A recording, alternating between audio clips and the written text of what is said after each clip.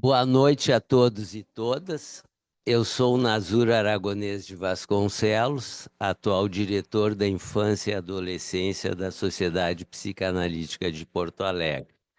É com grande satisfação que vou coordenar a atividade de hoje, intitulada Transidentidades na Infância e Adolescência, com os convidados Dr. Alexandre Sadé e a psicanalista da casa, Maria Elizabeth Cimente. Antes de dar continuidade, eu gostaria de divulgar algumas atividades que teremos aqui. Bom, a nossa eu vou apresentar. Dia 15 de março, teremos a atividade inaugural do ano científico da SPPA, a construção da subjetividade e suas obstruções, as diversas faces do superego. 15 de março, sábado, está a descrição ali no card. Dia 25 de março, teremos a atividade de abertura da Diretoria de Ações na Comunidade, sobre a questão do grupo na psicanálise. Seria uma terça-feira, às 20h30. O convidado é Pablo Castanho, sob coordenação da diretora de Ações na Comunidade da SPPA. E no dia 24, 25 e 26 de abril, teremos a nossa jornada científica de 2025, os destinos do traumático na contemporaneidade. Convidamos a todos, que será uma jornada inesquecível e imperdível. Bom, sejam todos muito bem-vindos à nossa atividade de abertura de 2025 da Diretoria da Infância e Adolescência. Desde já, além de agradecer aos nossos convidados, Dr. Sadé e a nossa colega Maria Elizabeth Cimente, eu também quero agradecer a nossa comissão da Diretoria da Infância e Adolescência. Então, agradeço a Adriana Pacheco Pires, a Carolina Silveira Campos, Cristiano Freitas Frank, Denise Steibel, Flávia Maltz, Maria Lucrécia Zavascki, Marina Gastot, Suzana Deperman Fortes e Tiago Silveira Araújo. Comissão com a qual tenho trabalhado na organização das atividades da Diretoria da Infância e Adolescência. Bom, eu preciso falar do prazer em iniciar o nosso calendário com os nossos dois expoentes convidados. O Dr. Alexandre Sadé se destaca não apenas pelo profundo e consistente trabalho, estudo e pesquisa no tema das transidentidades, mas, sobretudo, pela imensa sensibilidade em acolher as questões tão delicadas que envolvem um processo que é quase sempre traumático para as crianças, adolescentes e familiares.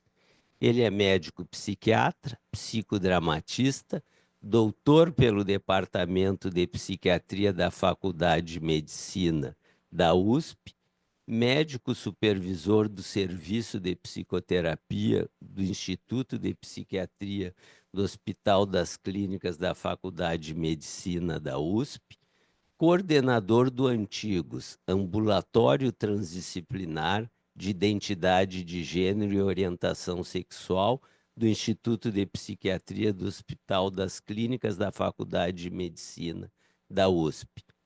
Professor colaborador do Departamento de Psiquiatria da Faculdade de Medicina da USP e ex-professor doutor do curso de Psicologia da PUC São Paulo. Membro da Associação Mundial de Profissionais para a Saúde Transgênero desde 2018. Para introduzir a discussão, teremos a convidada da casa, a psicanalista Maria Elizabeth Cimente, colega também muito sensível e estudiosa, interessada em temas diversos da contemporaneidade. A Beth é analista de crianças, adolescentes e adultos, membro efetivo e didata da Sociedade Psicanalítica de Porto Alegre. Após a fala dos convidados, abriremos para a discussão com a plateia à medida que forem se inscrevendo. Certamente teremos uma noite muito rica e produtiva. E antes de eu passar a palavra ao doutor Alexandre, eu gostaria que o Grayson desse as indicações para os colegas também que estão nos assistindo online. Grayson está me acompanhando? Sim, doutora Azura. As pessoas que quiserem fazer perguntas podem clicar então no levantar a mão, né? Depois, ao final da atividade, eu vou passando os nomes para o senhor. E aí, o doutor Azura então vai chamando as pessoas que se manifestaram, né? Que querem fazer perguntas ou comentários, e eu vou colocando na tela. Bom, então eu passo a palavra ao doutor Alexandre e agradeço mais uma vez a pronta disposição e o carinho com que recebeu o nosso contato e se dispôs a estar aqui hoje conosco. Por favor, Alexandre.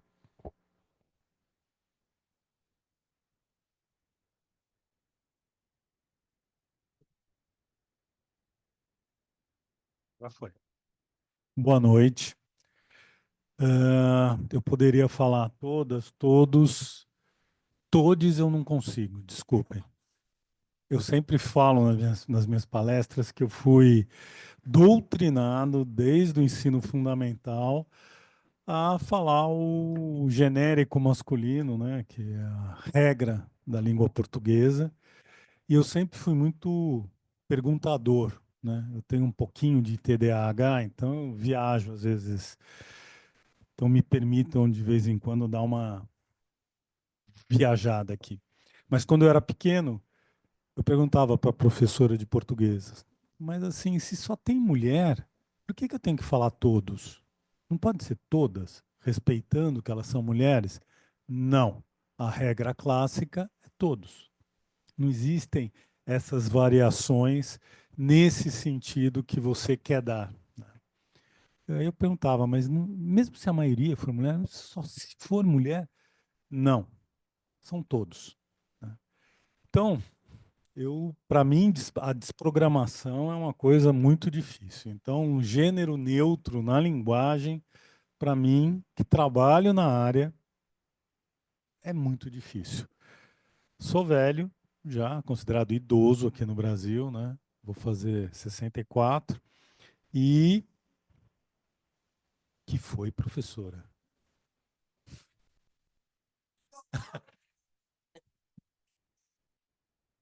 Gente, eu queria agradecer muito esse convite, porque assim, nunca assim, tem um registro de ser tão bem recebido em um lugar quanto estou sendo hoje, né? Pela Marina, pelo Nazur, pela Elizabeth, pela Adriana, por todos vocês, não, todos, né? A maioria é feminina, mas todos vocês. É muito importante para mim estar aqui hoje, especialmente depois de tudo que aconteceu aqui em Porto Alegre. Esse convite, quando veio do Nasur, eu falei, não, tem que ir, é obrigatório, né? Já vim muitas vezes a Porto Alegre, tenho amigos e amigas aqui em Porto Alegre, mas estar com vocês é uma situação muito importante, muito legal para mim. Vocês têm quantas horas hoje para me ouvir falando? Porque se deixar, eu falo sem fim, né? Ah, é? Até de madrugada? Ótimo. Não, mas eu tenho um convite para jantar, eu também preciso jantar. Então, agradecendo a vocês, a comissão organizadora, e falar da minha trajetória, falar também da questão transgênero no Brasil, né? Eu comecei a trabalhar com a população transgênero nos anos 90, lá atrás, antes da resolução do Conselho Federal de Medicina. 92, 93, por aí, num ambulatório que trabalhava com sexualidade humana. E a transgeneridade, a transexualidade, a travestilidade, ela fazia parte dessa questão do ambulatório de sexualidade humana no Instituto de Psiquiatria do Hospital das Clínicas, lá em São Paulo. A gente recebia uma ou outro transexual, mas assim, tinha uma máxima em São Paulo que prevalecia no Brasil inteiro, que essa era uma população problemática e que a gente só podia fazer psicoterapia e ou medicar se tivesse algum sintoma de um transtorno psiquiátrico. Hormonização não podia, e muito menos a cirurgia, porque daria processo. E isso tem uma história. Eu não sei se vocês sabem qual é a história disso. Nos anos 70, assim, primeira coisa, né? Transsexualidade, travestilidade, questões de identidade de gênero sempre existiram na nossa espécie, né? Assim, sempre existiu em todas as culturas, não é uma questão contemporânea, moderna, longe disso, isso aí já tem anos, desde que a espécie humana tomou conta do planeta, existem culturas, existem relatos de pessoas que transitavam de gênero. Tá? Então, assim, sempre existiu. E, nos anos 70, em plena ditadura militar, um professor da Escola Paulista de Medicina, da Unifesp, fez uma cirurgia numa mulher trans. E deu tudo certo. Ele era muito bom, era um titular de cirurgia plástica. Né? Ele fez a cirurgia, resultado ótimo. E a mulher, uma mulher super simples, acredito que ainda esteja viva, até o ano passado estava viva, morava no interior do estado de São Paulo. E ela foi no cartório, ela era uma mulher, foi mudar o nome e o registro civil, na certidão de nascimento, anos 70. O escrivão achou estranho e fez uma denúncia pública no Ministério Público. Né?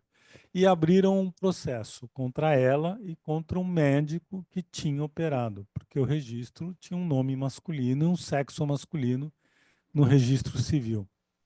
Né? O promotor que foi responsável pelo caso, ainda bem, era uma criatura muito específica, usava palavrão nos processos, fazia uma série de coisas. E aí, esta mulher trans tinha que provar que era uma mulher. Como é que alguém prova que é uma mulher, ainda mais nos anos 70? Vocês têm alguma ideia de como isso acontecia? Não ouvi nada, a gente só ouviu um burburinho. Não? Gente, por mais absurdo que pareça, naquele momento histórico, uma mulher só era mulher se pudesse ser penetrada. Né? Não sei de onde tiraram isso, mas... Né? Aí ela ficou nua perante os peritos do Instituto Médico Legal, teve que passar por vários, e teve que provar que era uma mulher. A inspeção física, o cara era um bom cirurgião plástico, e essa é uma cirurgia que a técnica está muito bem estabelecida desde os anos 60. Então ele fez uma cirurgia que a olho nu você não diferenciava uma vulva construída por cirurgia de uma vulva biologicamente ok, né? Que assim, que nasceu com a pessoa. Então eles fizeram a inspeção e falaram: bom, se é mulher de verdade, essa vagina é permeável à penetração. E introduziram objetos na vagina dela. E os objetos entraram. É exatamente isso. Professora Lucrécia, a senhora fez a cara que, quando eu li esse processo e tal, eu falei, gente, como é que romperam qualquer barreira de dignidade, de respeito, ética, não é só com um ser humano, mas com uma mulher. Reduziu uma mulher a essa situação e ela se submeteu, porque era um processo legal, e os objetos entraram.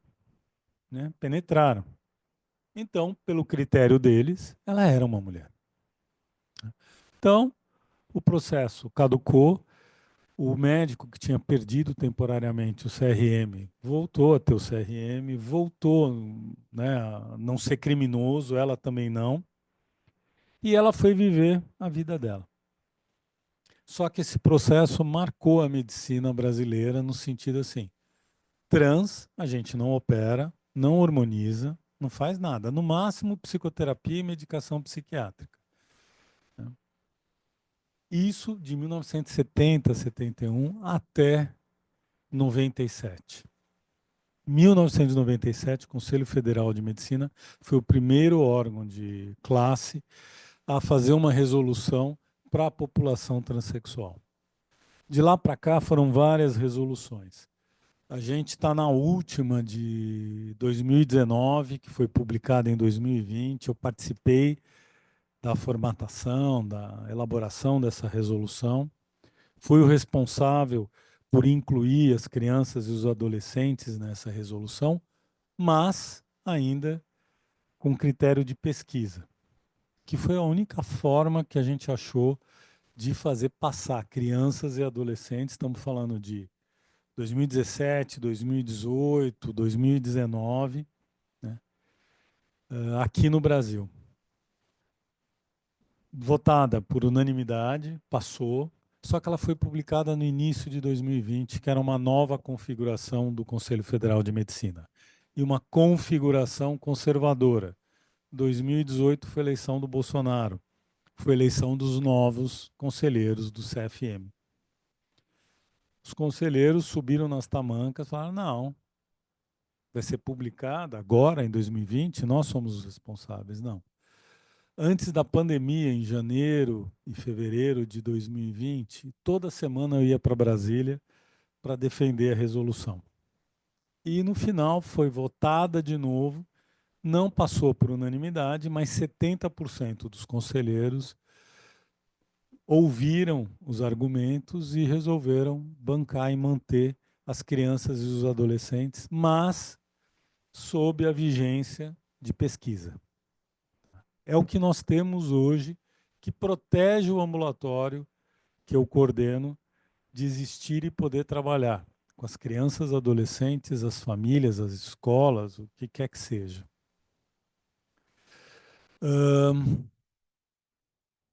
E um pouco de história é importante. Eu comecei a trabalhar com a população transexual, estava falando, desculpem a coisa, esse é meu TDAH, e nos anos 90. 97 saiu a primeira resolução, a coordenadora do ambulatório chegou para mim e falou assim, essa dessa é psicodramatista, tem experiência com grupo, trabalha com sexualidade há algum tempo já. Você não quer montar um ambulatório, um subambulatório, para trabalhar com população adulta trans? Falei, topo o desafio. Desde que daí saiu meu doutorado. Eu já tinha um mestrado em relação ao médico-paciente. Falei, vamos tocar. E foi uma experiência muito impactante para mim. Porque estamos falando dos anos 90, gente, há quase 30 anos. Não se falava de trança. Eu sabia da Roberta Close, sabia das travestis que faziam sucesso, né, da Brenda Lee, que teve a casa lá em São Paulo para acolher as travestis e as transexuais com HIV. Então, assim, era muito pouco que eu conhecia. Na faculdade, eu tive 5 minutos de uma aula de medicina legal falando sobre transexuais e travestis, população marginal. É tudo complicado. Foi isso que o professor falou de medicina legal. E foi isso que eu tive. Aí eu fui atrás. Em português, não tinha quase literatura sobre o assunto. E aí eu fui pesquisar. E para mim foi uma grande descoberta. Primeiro, em termos teóricos, eu fui pesquisar muitas coisas. Em termos históricos, tem trocentas descrições de personalidades que eram trans, né, no sentido mais amplo do termo, e que eu não sabia que eram trans. Eu nem sabia da existência dessas pessoas. Uma amante do Luís XV era trans. Imperadores romanos, né, poderiam ser considerados trans hoje. Muitas figuras, inclusive na história brasileira. E para mim já foi uma coisa impactante. Em fenômenos etnoculturais, né, tem descrições de um terceiro sexo ou de tribos que bastava o adolescente sonhar, nasceu no sexo masculino, mas sonhava que era uma menina, passava a ser considerado terceiro sexo. Então, assim, muitas experiências e muitas narrativas falando dessas transições. Aí eu ficava pensando, como é que eu nunca soube disso? Né? Aí eu falava, não, lógico que não, né? Não se falava disso. Se homossexualidade era um grande problema, imagina falar de pessoas que transitam de sexo ou de gênero. Né? Aí eu fui atrás e comecei a trabalhar com essa população. Como eu tenho uma base psicodramática, eu tenho uma coisa com grupo que assim, eu acredito muito em grupos. Para mim, grupo é um cotidiano, é um trabalho cotidiano e eu sei das possibilidades transformadoras de um grupo. E como era um hospital público, não dava para fazer atendimentos individuais. Né? Então, vamos montar grupos. E eu era um ignorante e um preconceituoso. Né? Para quem já assistiu algum dos vídeos que estão aí na internet, de palestras que eu tenho, os talks, preconceito para mim é sinônimo de ignorância. Se eu tenho preconceito é porque eu não conheço aquilo. Pode ser porque eu não queira conhecer. Eu tenho uma aversão àquilo. Mas é preconceito do mesmo jeito. Pode ser porque eu não sei. E as minhas primeiras pacientes, meus primeiros pacientes, me ensinaram tudo, né, que eu sei sobre o fenômeno trans.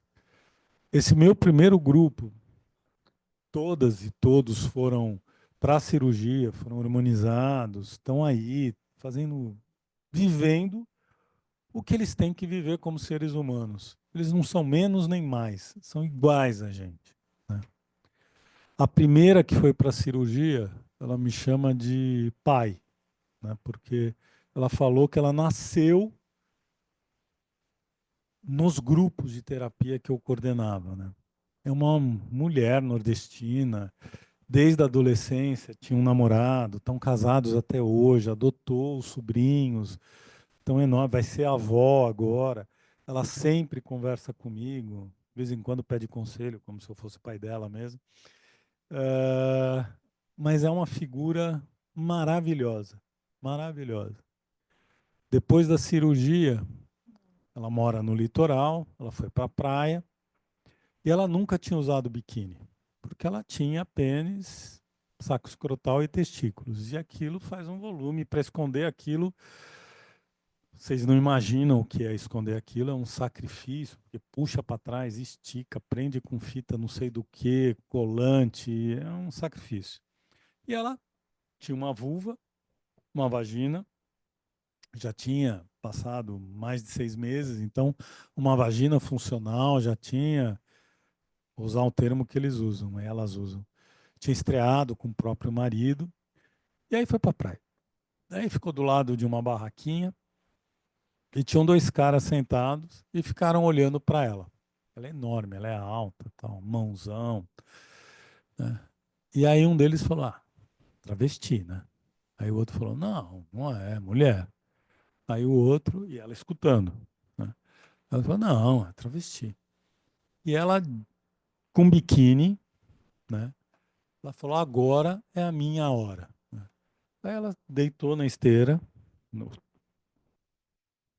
pano lá que ela estendeu, deitou, voltada para eles, e abriu as pernas. Não dava para ver nada, mas não tinha volume nenhum. Aí o cara, os dois lá, o que falava assim, não, é mulher, falou assim, aí, tá vendo, é mulher. Se fosse travesti, tinha volume. Não tem volume nenhum. Olha direito isso. Né? Aí ela disse que foi a primeira grande satisfação dela depois da cirurgia. A segunda grande satisfação foi ela ter casado na igreja católica com esse grande companheiro e eu fui o padrinho. É muita assim, trabalhar com essa população sempre é muito afeto, é muita emoção. Eu acho que a experiência de ser padrinho nesse casamento foi Foi uma das grandes experiências como médico que eu tive na minha vida. Tive várias. Essa me marca profundamente, né? Então, assim, trabalhar com elas, eles, ou pronome que for, é um resgate de humanidade. Trabalhei nesse ambulatório com esses grupos tal, até 2007, aí saí por questões políticas, e em 2010 montei o Antigos, um ambulatório transdisciplinar de identidade de gênero e orientação sexual. Por que transdisciplinar? Porque eu acredito, e todo mundo hoje no ambulatório acredita junto comigo, que a construção de um trabalho individualizado para cada uma das famílias ou das pessoas que nos procura tem várias vertentes. Não tem uma única verdade, né?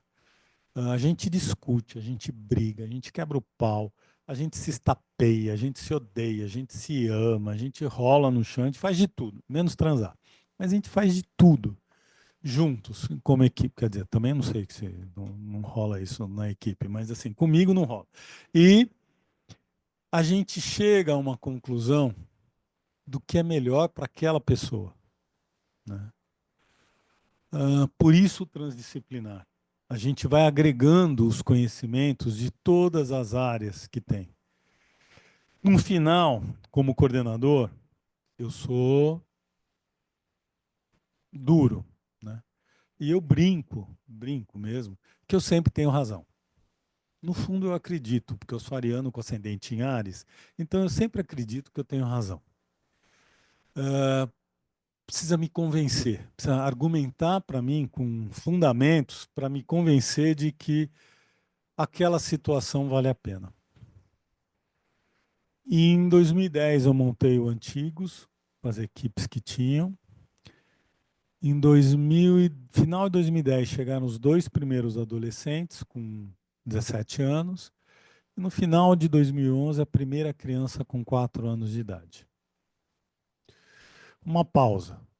Os pacientes adultos, todos que eu atendi, né, que foram para a cirurgia, todos diziam, tudo começou na infância, a adolescência foi um período muito difícil pelas mudanças corporais, e agora como adulto estou tentando viver a minha realidade e por isso que eu estou aqui procurando um ambulatório para me auxiliar a ser cada vez mais quem eu sou.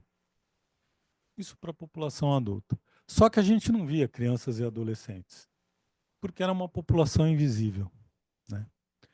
A gente parte do princípio que criança é um anjinho, é um ser de luz. Eu não tenho essa versão. Eu sempre tive a versão de que criança é ditadora, criança sabe o que quer, criança pode falar sobre si mesma, cabe a gente poder escutar e o máximo que a gente pode fazer por uma criança é entrar no processo educacional e dar diretrizes. É só isso. A criança já nasce com HD pronto, né? Já vem formatada da barriga da mãe. A gente pode facilitar ou dificultar as manifestações dessa criança. A gente pode, falando uma linguagem mais psicodinâmica, a gente pode criar traumas ou facilitar a vida dessa criança na vida.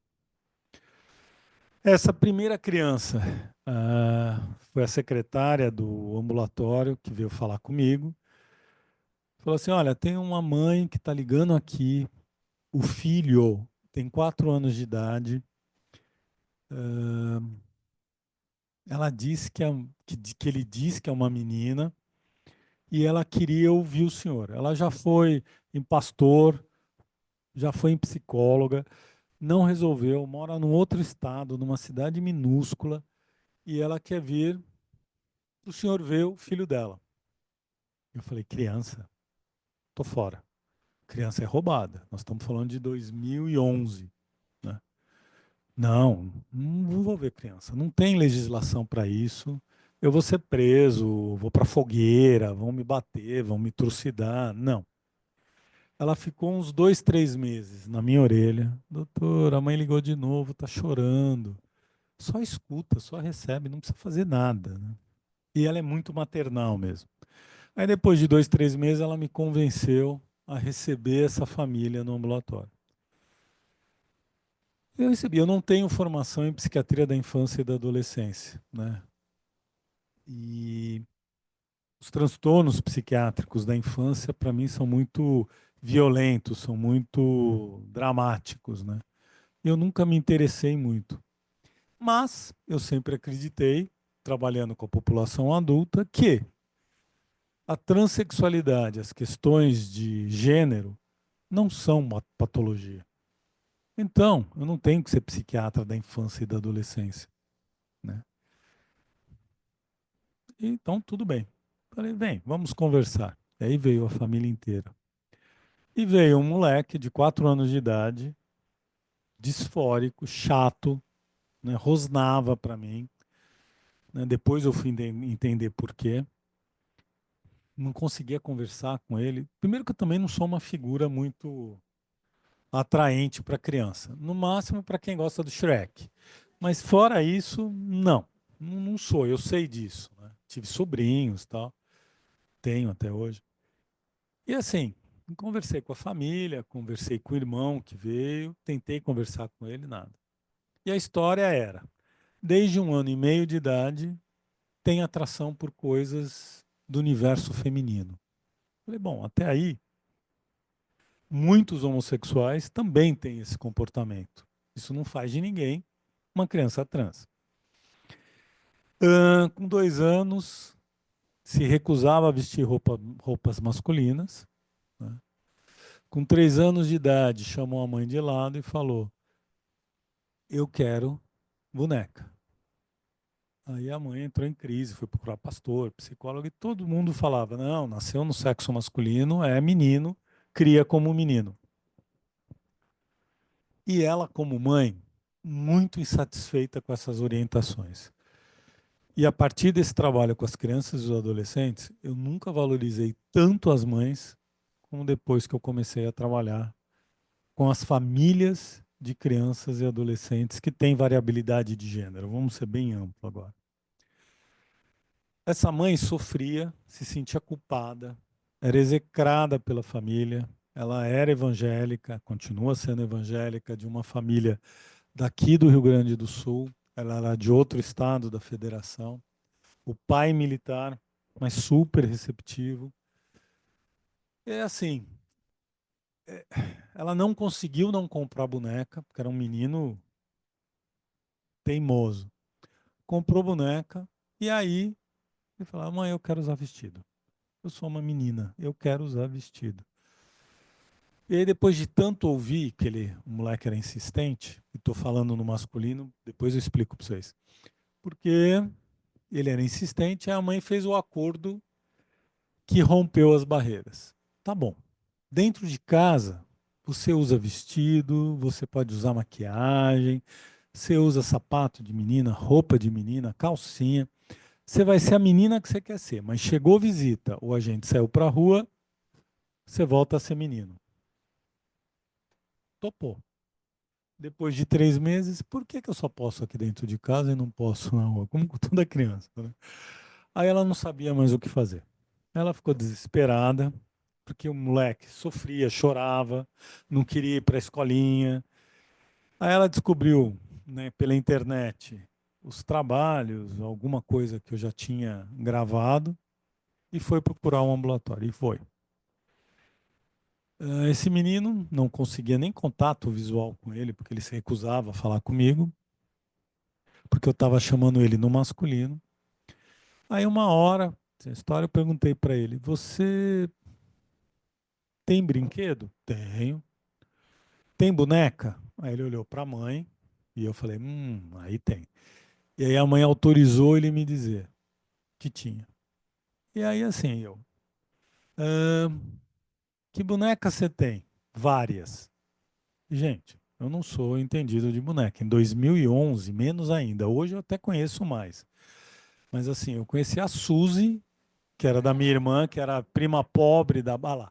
Quem tem um pouco mais de idade lembra da Suzy, que era a prima pobre da Barbie, né? que existia aqui no Brasil, que minha irmã tinha, mas não é dessa geração. Aí eu falei da Barbie, aí o menino começou a mudar. Aí eu falei, ah, tá, acho que esse é um caminho. Aí eu virei para ele e perguntei, você gosta de roupa de menina, né, tal? Você tem um nome feminino que você gostaria de ser chamado? Aí ele fez que sim com a cabeça e olhou para a mãe de novo.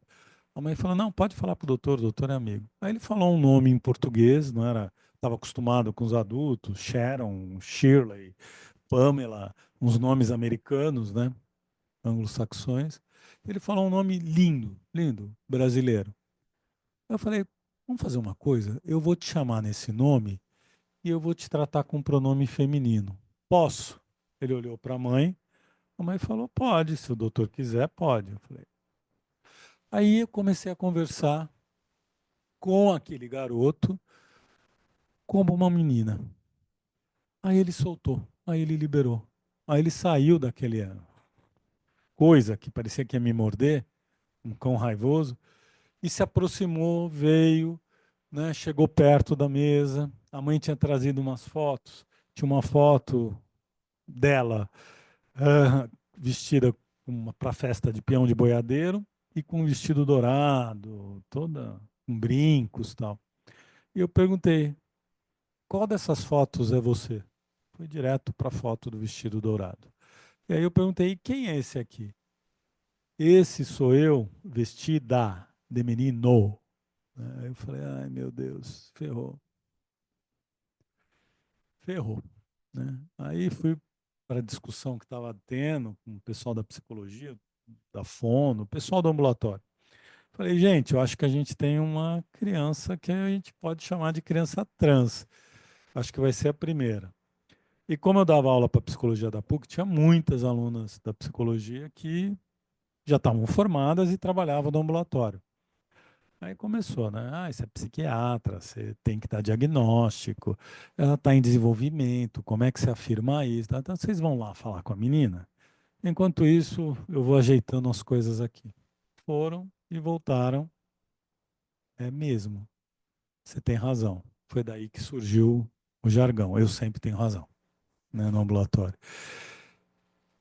E aí se abriu uma porta para uma realidade que eu nunca esperei que fosse acontecer, que é das famílias que têm crianças com variabilidade de gênero ou adolescentes com variabilidade de gênero procurarem um ambulatório.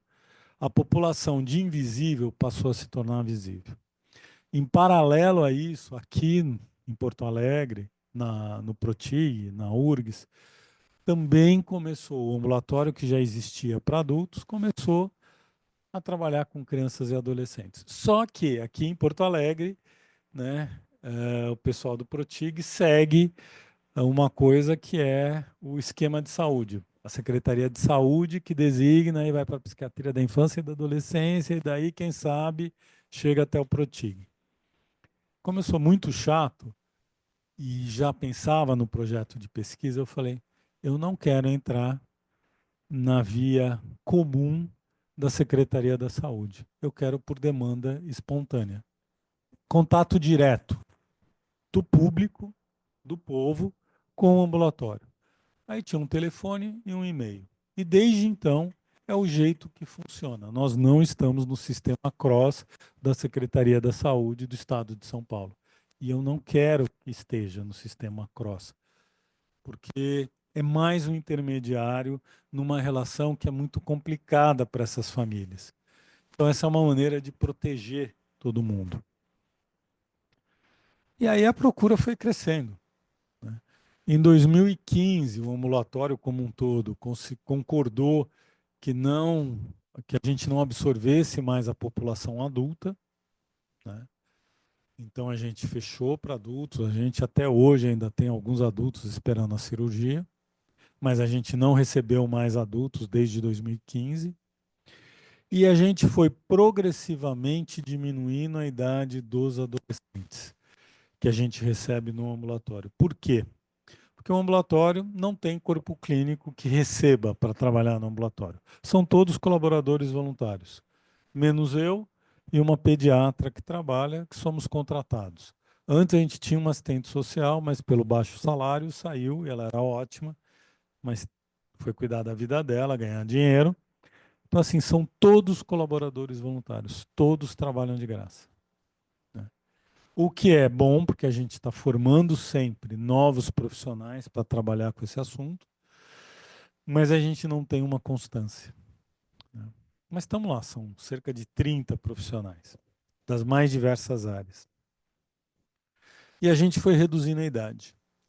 Há uns 4 anos, né, logo na pandemia, a gente começou uma conversa com a prefeitura do município de São Paulo para eles poderem receber os adolescentes que já tinham passado da puberdade, que não seriam bloqueados, né, para cuidar e aí começar a hormonização a partir dos 16 anos, que é o que preconiza a Resolução 2265 do Conselho Federal de Medicina, que é a que está em vigor.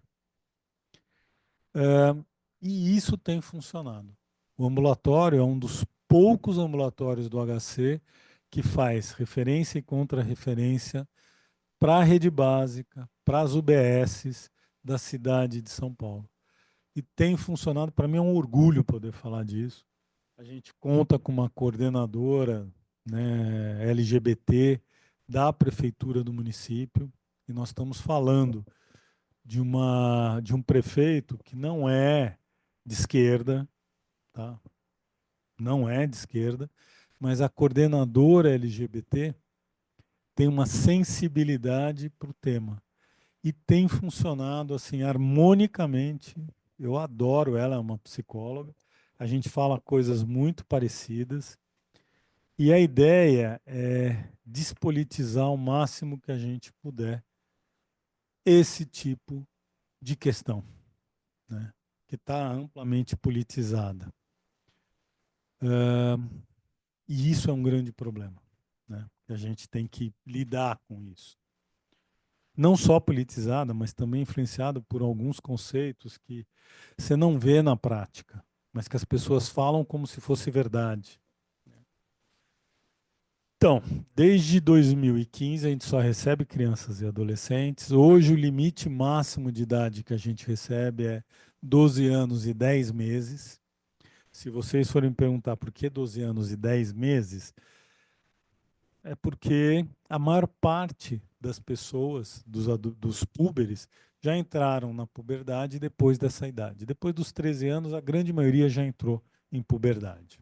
A não ser que seja uma puberdade tardia. Então, hoje o ambulatório lida com uma população infantil, que é uma delícia. Assim, eu me realizo quando chego sexta-feira de manhã, 7 horas da manhã, e estão as famílias e as crianças. Porque elas vêm, me abraçam, a maioria eu que fiz a triagem. Até julho do ano passado eu fazia a triagem de todos os pacientes. Aí como eu estou ficando velho, eu falei, não, tem que dar chance para os mais novos também aprenderem os critérios da triagem. Não estão muito interessados, estão fazendo da cabeça deles, mas eu caio matando em cima, sempre. E assim, eu conheço basicamente todas as crianças que estão lá no ambulatório. Então elas vêm, me trazem desenho, me dão um beijo, me abraçam, a família vem. É uma festa, né? É muito legal ver aquelas crianças que chegam tristes, disfóricas, né, massacradas muitas vezes, em todos os espaços, e você pode dizer para ela, não, você pode ser você. A gente vai te acompanhar, né, e você é uma pessoa legal sendo você. Você conta a história de um menino que chegou, ele ia mal na escola, ele estava com 10 anos. Filho de um lutador de jiu-jitsu e uma mãe que apanhava desse pai que era lutador de jiu-jitsu, e ele era espancado porque era efeminado. O pai não aceitava. Evangélicos também. Não tenho nada contra, né, a religião evangélica. Mas em algumas situações é muito cruel com a população a qual eu me dedico. Esse moleque apanhava, era espancado, e ele chegou, né, e eu perguntei para ele, mas por que você vai mal na escola? E sem me olhar nos olhos, o que não é uma coisa muito comum, sempre com o olhar baixo, triste, meio deprê, ele falava, doutor, não tem sentido eu estudar. Eu não posso ser eu. Eu vou ser o quê na vida? Algo que as pessoas querem que eu seja? Eu me recuso.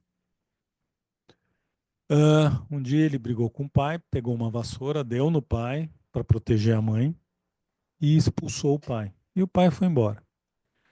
Então veio ele e a mãe, e assim, sabe, uma criança de 10 anos, um menino, destruído na vida, não, não tinha amigos, não frequentava a escola, não vivia, né?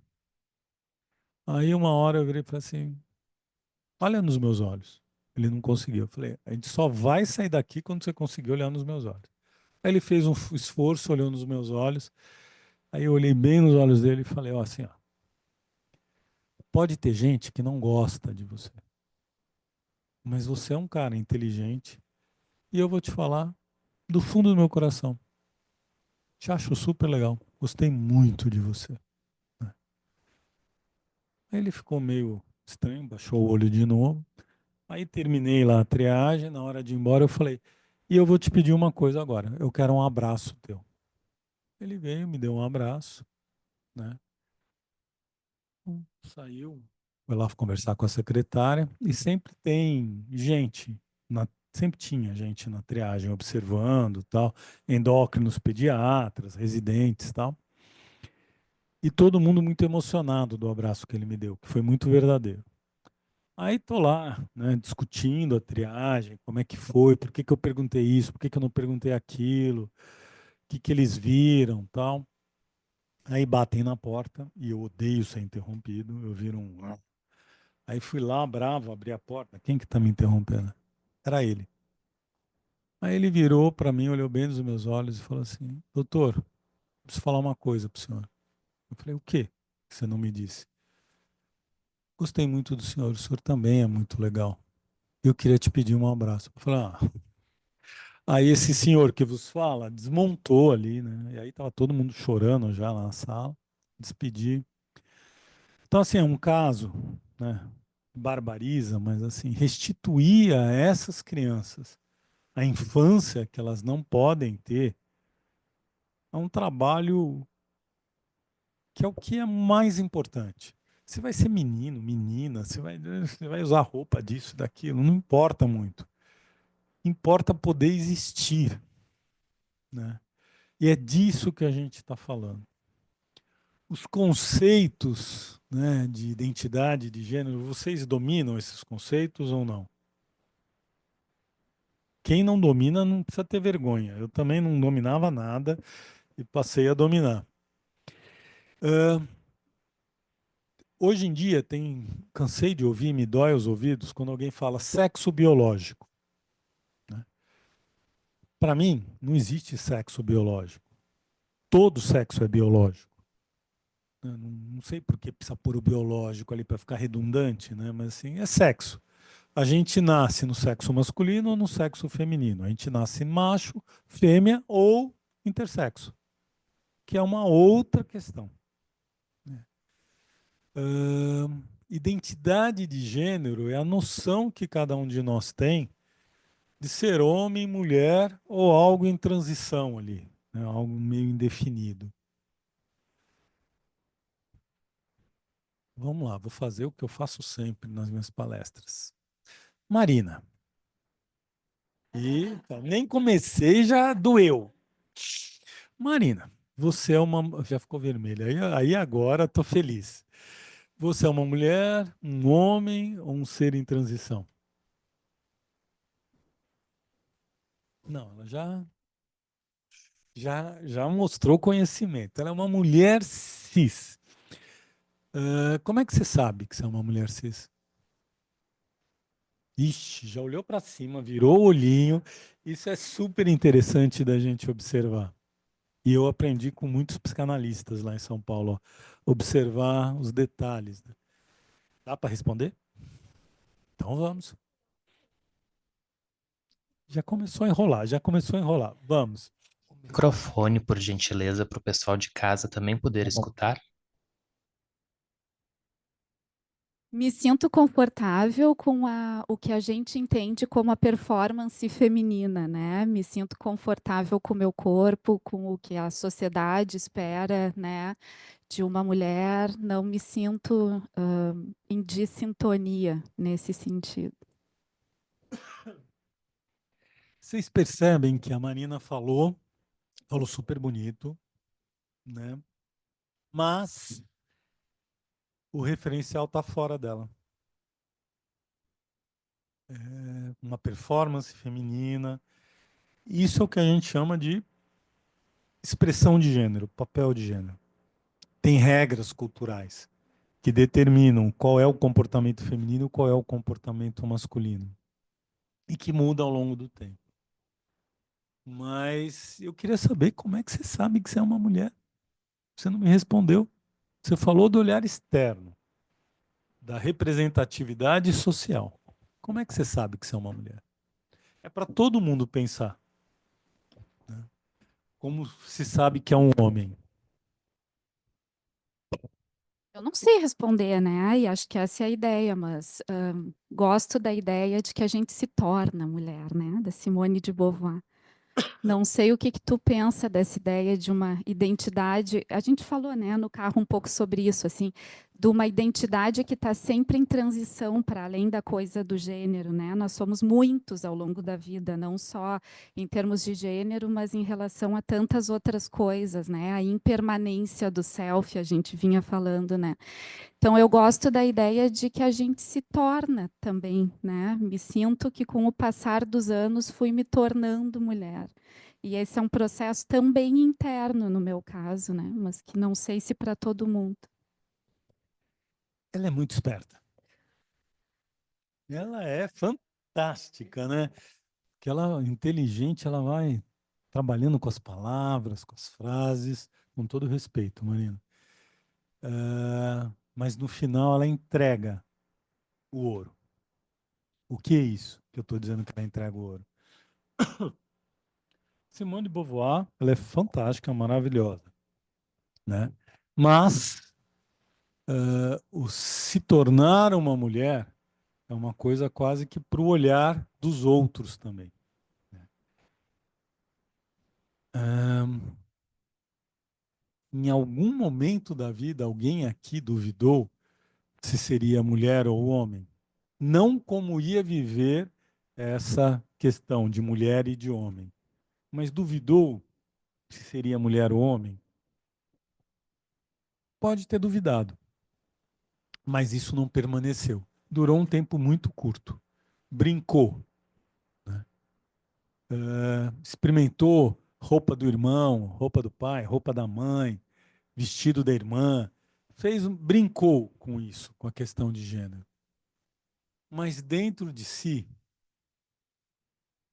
tinha uma sementinha, alguma coisa que falava: você é um menino, você é uma menina. A gente, dentro da nossa consciência, né, que ela se estabelece por volta dos 2 aos 4 anos, tem uma parte dela que é a consciência do eu, e uma parte da consciência do eu é a identidade do indivíduo. E dentro da identidade tem a questão da identidade de gênero. As crianças já nascem com esse HD já quase preparado.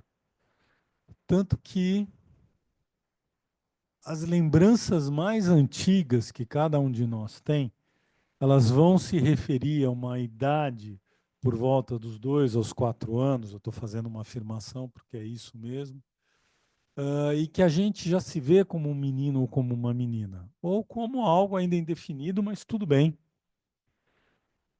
E isso é importante para o nosso desenvolvimento.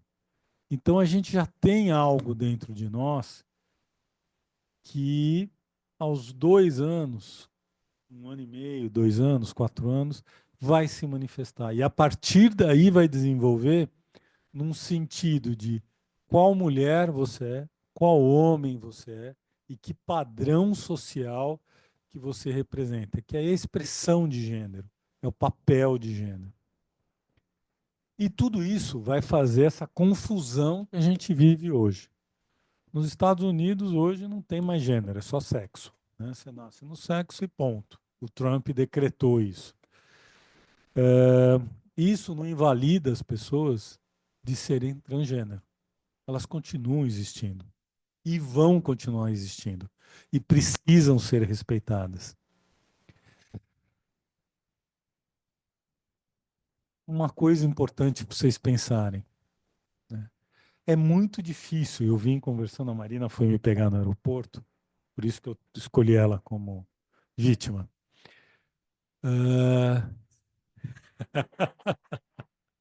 O legal é isso, esse é psicodrama, né? Boa. Teatro espontâneo, é mais bonito ainda. Gente, agora imagina vocês, pais e mães adultos, grávidas, né, grávidos, e com a expectativa, né? Faz ultrassom, pergunta o sexo, aí tem o chá revelação, que eu acho uma abominação, mas existe. Já me rendi a isso, não tenho o que fazer. Aos quadrinhos, né, na porta da maternidade, com time de futebol, ou cenas bucólicas, as princesas, a Frozen, que também não gosto, mas sou voto vencido sempre. Tem tempo, né? Estou extrapolando muito. Eu já vou.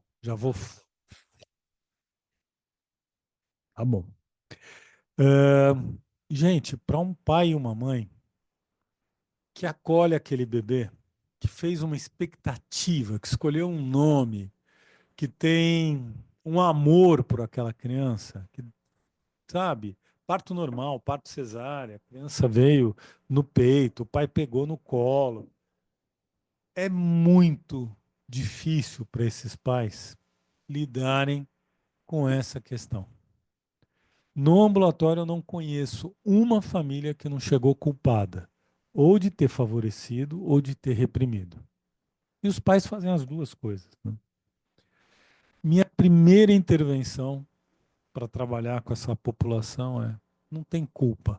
A criança não é culpada e vocês também não são culpados. Vamos trabalhar junto a partir de agora. Então aqui, vamos ver o que a gente consegue juntos, né? Isso parece bobagem, parece uma palavra solta, mas dá uma acolhida na família e para eles é muito importante isso. Errar pronome, vai errar. Errar o nome, vai errar, é pai e mãe, né? Eu nunca esqueço o caso de um adolescente, com 15 anos, que chegou. Adolescente é mais difícil sempre no ambulatório, né? Chegou, veio com o pai, que era raridade, pai é raridade, trazendo ambulatório, mas muitos trazem. Aí chegou com o pai para triagem, a mãe não podia vir. E assim, ele acabava com o pai. Porque é um imbecil, não sabe falar o nome certo, não sabe usar o pronome certo, e não sei o que, não sei o que lá. E eu ouvindo, né? E o pai fazendo um esforço, né? Aí uma hora eu falei: dá um tempo, para.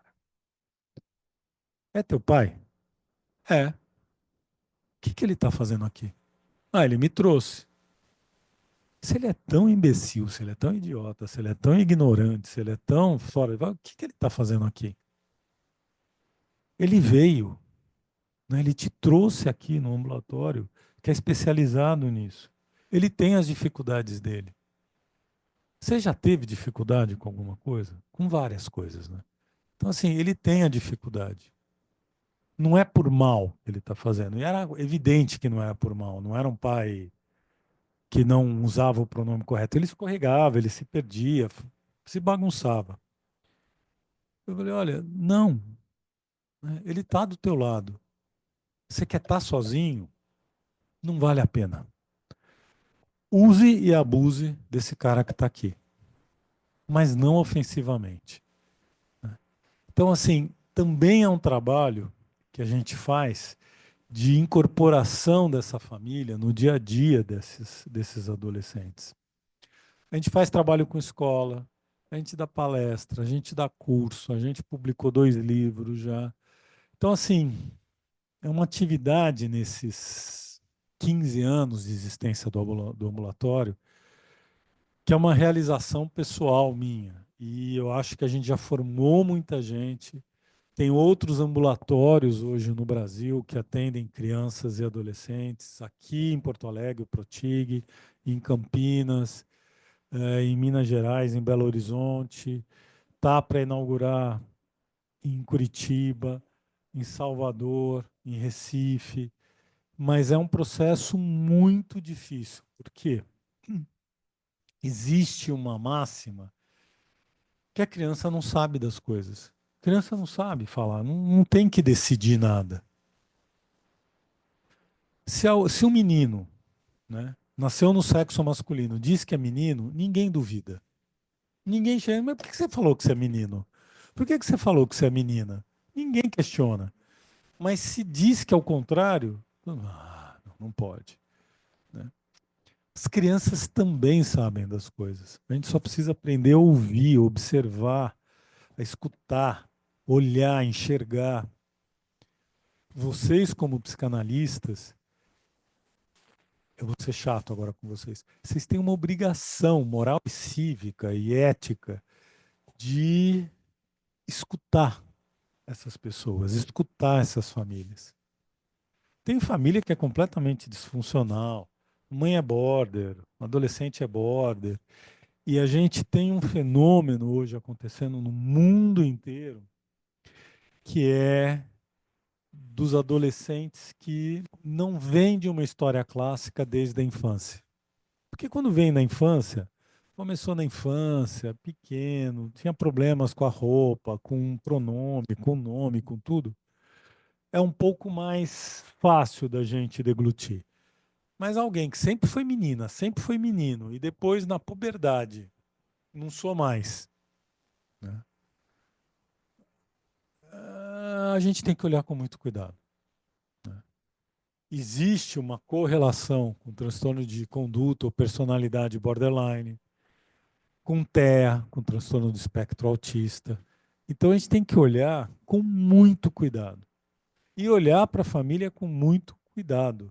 Já aconteceu de uma mãe chegar lá, uma filha pequena, e era Munchausen por procuração. A mãe lucrava com isso. Né? E aí, assim, é a nossa observação, o nosso olhar clínico. Não tem teste, não tem questionário, não tem o que substitua a possibilidade nossa de enxergar, de escutar, de entender o que está acontecendo. Eu falo que uma das dificuldades maiores que eu tenho é da generalização. Por isso que às vezes eu acho que é tão difícil escrever um trabalho científico sobre o assunto. Porque cada família tem uma história, cada criança e cada adolescente tem uma história, e a gente precisa estar junto com eles nessa avaliação. E tirar uma generalização a partir disso fica muito pobre, que são os critérios diagnósticos, que é sempre em cima de comportamento cross-gender, né? Assim, é o menino que vai procurar coisas de menina, é a menina que vai procurar coisas de menino. E não é só isso, porque isso pode acontecer na infância de homossexuais, pode acontecer na infância de crianças e adultos que não vão ter nenhum problema de orientação sexual ou de identidade de gênero. E problema aí não é no sentido pessoal, é no sentido da sociedade, como é que vai encarar. E para complicar ainda mais, existem os transhomos, né? Que ainda é mais complexo. Né? Outro dia um colega psiquiatra falou assim, não, mas nasceu menina, se acha um menino e é gay, por que não continua menina? Aí eu falei, você deve transar super mal, né? Porque você não sabe o que é ter um corpo masculino ou ter um corpo feminino para você ter esse corpo, ser dono desse corpo na relação sexual com uma outra pessoa, seja homem, seja mulher. Né? Então, assim, a gente está falando de coisas que são muito primitivas e que caracterizam a existência desses indivíduos.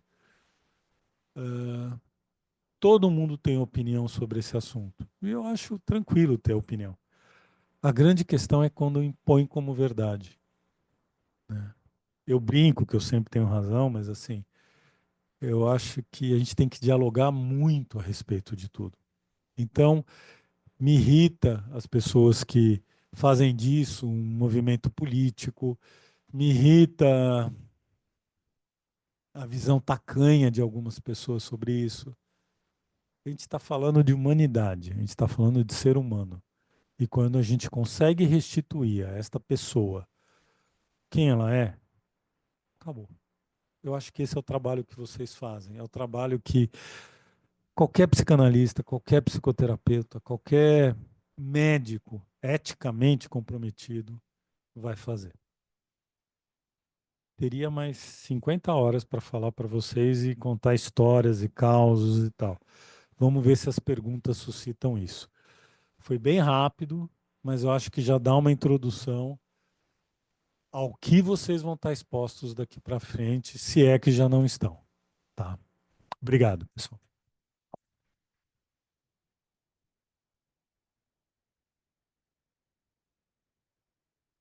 Muito obrigado, Alexandre. Realmente vai suscitar muitas questões. E agora eu passo para Maria Elizabeth Cimente introduzir alguma discussão.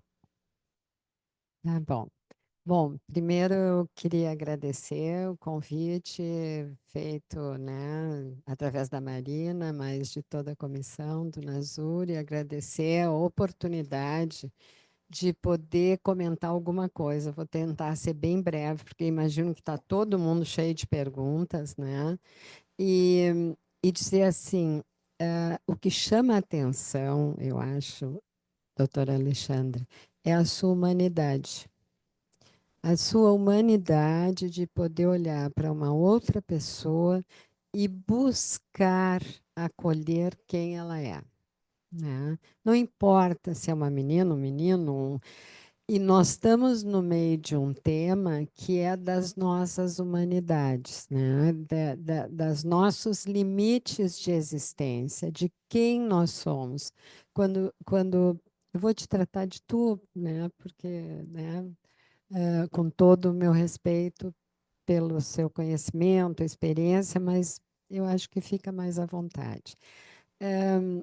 Quando eu estava te escutando, eu estava pensando assim, pá, se eu falar alguma coisa, eu vou estar falando psicanalês, porque depois das tuas colocações, da tua experiência, de toda a vivência que tu nos trouxeste, é difícil poder se pensar o que fazer com as nossas teorias psicanalíticas. Isso não é nenhuma novidade que eu estou falando. Todas as pessoas que estão estudando e lendo sobre as questões de gênero, sobre as questões de trans, estão colocando assim, tá, e aí, a psicanálise, como é que dá conta disso? Como é que explica isso? Bom, começando que a psicanálise coincide totalmente quando busca a motivação das pessoas, o desejo das pessoas, o que aquela pessoa deseja, né? Em suma, quem ela é, por onde circula o desejo da pessoa. Mas, em particular, hoje, tu não comentaste, mas tu falaste de um caso, eu assisti às tuas exposições, algumas, e tu falaste de um caso de uma senhora, era um homem, eu acho, de 62 anos, que consegue fazer a transição depois que a mãe morre e que aí se encontra e a gratidão dela por esta experiência, né? Quer dizer, uma pessoa tem que viver sem ser quem ela é durante 62 anos, sabendo o que ela desejaria, não tem o que justifique isso. Não tem uma humanidade que justifique isso. Então, para mim fica claro assim a violência que essas pessoas sofrem e a nossa conivência enquanto psicanalistas silenciosos. Eu acho que a gente silencia frente a violências muito grandes que sofrem estas pessoas, inclusive fisicamente, hoje, em todo o país. O Brasil é um dos lugares que mais ataca as pessoas, e o nosso silêncio é, numa certa medida, conivência. Para problematizar, eu vou assim atravessar algumas questões para colocar, só para a gente começar a debater. Não espero que tenha que se responder todas hoje aqui, mas, enfim, o que se escuta a nível inconsciente dessas crianças? Quais são os critérios que poderiam ser decisivos? É sentir? Como falar? Nós sabemos, em tese, psicanalesmente falando, que, digamos, eu posso estar afirmando uma coisa, mas inconscientemente a minha enunciação é outra. Então, como é que isto pode circular? Em que a gente poderia se apoiar? Eu sei que eu estou deixando de lado a humanidade, estou querendo pensar mais inteligivelmente, para a gente tentar ter uma sustentação num conceito que psicanaliticamente é impossível abrir mão, que é o inconsciente, né? Como é que entra aí? Uma outra questão que agora, quer dizer, da onde vem esta convicção da criança, que é uma menina ou um menino, quais são as raízes disso? Porque nós, em tese, e acho que está óbvio que está um momento de nós questionarmos o complexo de Édipo, a diferença sexual, enfim, né, anatômica, e que estas coisas vão para o espaço, na medida que nós estamos com uma pessoa ali que nós estamos tentando entender o que ela deseja, o que ela quer ser. Mas o que está falando? Qual é a enunciação do discurso dessa pessoa? O que dá para captar para além do consciente, né? Isso é uma questão que eu acho que todos nós nos colocamos, né? Mesmo que a gente saiba que talvez em algum momento a gente vai ter que abrir mão, inclusive questionar isso, né? Uma outra coisa, assim, eu também concordo plenamente, os pais não têm culpa. Não é responsabilidade, não é uma patologia, então não é uma questão de culpa, fez errado, deu errado, mas como circula esse inconsciente entre pais e filhos? Não se transmite algo desde a gestação para os bebês, num olhar, numa. Eu sei que eu estou agarrada às nossas teorias, mas, enfim, eu acho que serve para problematizar. E, por último, assim, eu quero encerrar, porque eu tenho certeza que está todo mundo querendo perguntar, a partir, né, do que a Marina... Eu tinha lido algumas coisas, mas não tinha nada preparado, estudado, porque eu achei que era importante a gente pensar no que ia surgindo aqui. A partir do que a Marina colocou, da Simone de Beauvoir, que uma mulher aprende a ser mulher, ou cria a mulher, né? Não nasce mulher. E tem autores atuais, como a Butler, e eu me defrontei com uma autora que eu achei inquietante para mim, dentro do meu limite de compreensão, que é uma francesa que mora nos Estados Unidos, agora lésbica, que ela coloca assim que as lésbicas não são mulheres. E questiona toda a nossa divisão de gênero homem e mulher, porque ela diz que a lésbica não tem a dialética que aparece na dualidade homem e mulher. Ela não precisa ter um contraponto homem.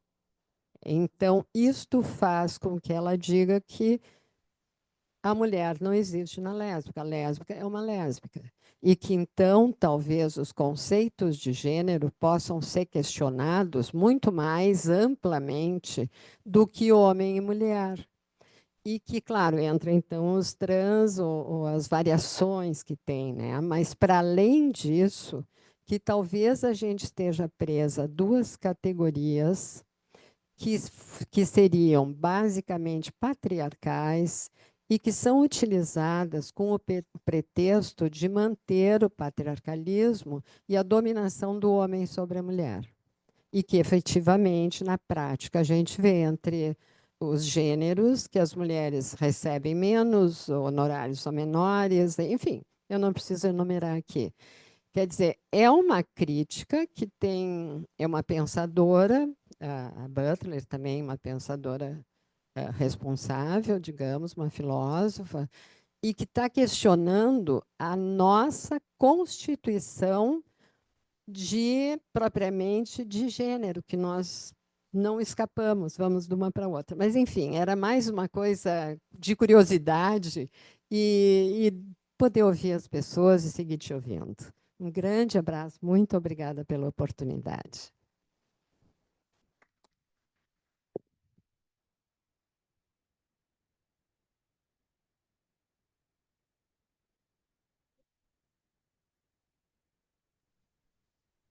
Muito obrigado, Beth. Eu vou sugerir, né, já tem alguns inscritos, e Grayson, se tiver inscrito online também. Temos a Kátia Radic e a Marina no presencial. Aí o Grayson nos avisa se tem mais alguém online. E eu também tenho uma questão. Passo para a Kátia. Muito obrigada. Bom, doutor Alexandre, eu queria lhe agradecer, assim como a Beth, né, pelo aspecto humano, sensível e acolhedor. E queria agradecer a Beth por ter podido, né, falar por nós nesse sentido. Eu também fiquei, né, um pouco inquieta com onde está a psicanálise, né? No mínimo, pensar o aspecto inconsciente, intersubjetivo, né? Aonde ficaria? E aí eu fiquei querendo lhe ouvir sobre a questão da variabilidade de gênero nos adolescentes, porque eu e vários colegas temos tido a experiência de acompanhar pacientes, assim como o senhor disse, que na infância não tinham essa questão e que na adolescência passam a desejar ser chamado por outro nome, né? E que isso é um rabo de foguete para nós psicanalistas. Acho que a gente sabe pouco, muito pouco, que eu acho que outras ciências chegaram na frente da psicanálise nesse contexto e nós estamos, assim, eu pelo menos me sinto precisando entender mais. Os colégios com uma dificuldade enorme, porque os adolescentes querem ser chamados, aí uma professora chama a menina pelo nome masculino, os pais vão lá, fazem toda uma situação. Então, eu queria lhe ouvir nisso, em termos dessa variabilidade que, às vezes, me parece que pode fazer parte estruturalmente do processo adolescente e ser passageiro. Obrigada.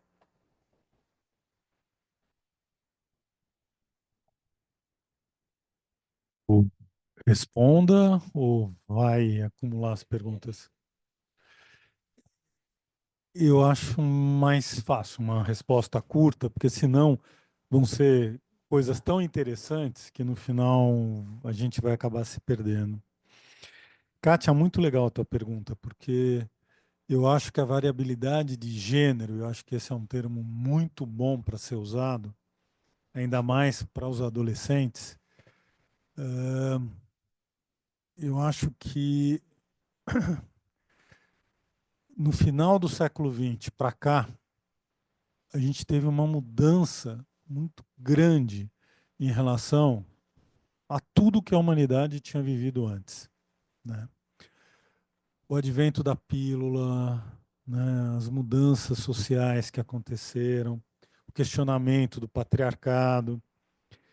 Uma coisa importante que a gente sempre viveu como espécie foi as mulheres, elas têm que ser protegidas porque elas correm o risco de engravidar e serem estupradas por outros homens, né?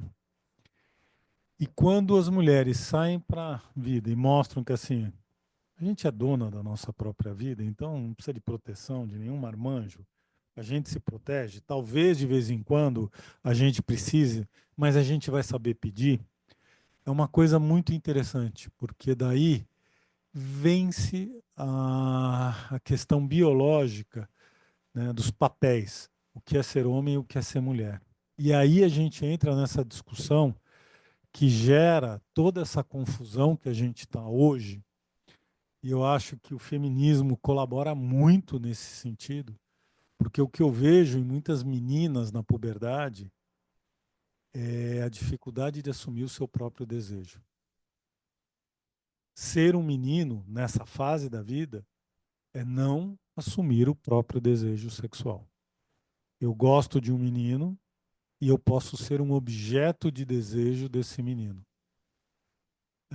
Se eu vir um menino, se eu posso ser um menino na minha fantasia, eu posso ser mais masculino, isso muda toda a configuração. E hoje isso é possível, né? É permitido acontecer. O que eu vejo nas escolas é uma confusão, né, é uma geração que não vai se reproduzir, né? Porque, com todo respeito, eles funcionam que nem uma ninhada de gatinhos, ficam se lambendo, ficam lá se esfregando um no outro. Não, né? Assim, a minha experiência com essa população de adolescentes é assim: você já transou? Ah, transado? Que pergunta é essa? Por que você me perguntou isso? É nojento o sexo. Eu falo, pra quem é nojento, o cara pálido? De onde você tirou que é nojento? É uma coisa tão histórica na nossa. A gente só está aqui porque alguém transou lá atrás e meus pais transaram. Né? Você só está aqui porque teus pais transaram. Ah, não. Eles confundem muito afeto com desejo sexual, com tesão. Então eu acho que a psicanálise tem um papel fundamental em desmembrar essas coisas e ajudar a gente, né, que trabalha com isso. E eu acho que aí a psicanálise tem uma fundamentação de tornar consciente esse desejo e facilitar o nosso trabalho nesse dia a dia, entendeu? E questionar essas possibilidades todas que estão aí, que muitas vezes confunde mais do que alivia. Eu sou de uma geração que a gente queria viver possibilidades. Essa é uma geração que vive as possibilidades. Mas eu não sei se ela vive de verdade, entendeu? Se só passa por cima. Não sei se eu te respondi. Eu queria também te agradecer a oportunidade, o constrangimento do teatro do improviso. Mas eu fiquei pensando assim, né, que circulam muitas fake news sobre esse assunto, né? No Brasil, não se faz cirurgia em crianças, adolescentes, não se faz terapia hormonal, né? Se faz bloqueio da puberdade em alguns casos. E o que se preconiza, né, em termos de tratamento para uma criança com disforia de gênero é sustentar a ambiguidade, né? A Academia de Pediatria, uns anos atrás, sugere que nem se incentive, né, o novo gênero e nem se proíba que se sustente a ambiguidade até que essa criança tenha condições, segurança, enfim, né, corpo para poder fazer a transição, se for o caso. E aí a minha pergunta é nesse sentido, assim, na prática, tá? Tratando essas crianças, eu tive a oportunidade de tratar poucas, mas algumas. Como a gente sustenta a ambiguidade de gênero por tanto tempo, né? Até que isso possa se definir, assim, né? A gente sabe que 70% mantém a disforia de gênero, né? Acho que é em torno disso, mas 30% não, né? Da infância para a vida adulta, 30%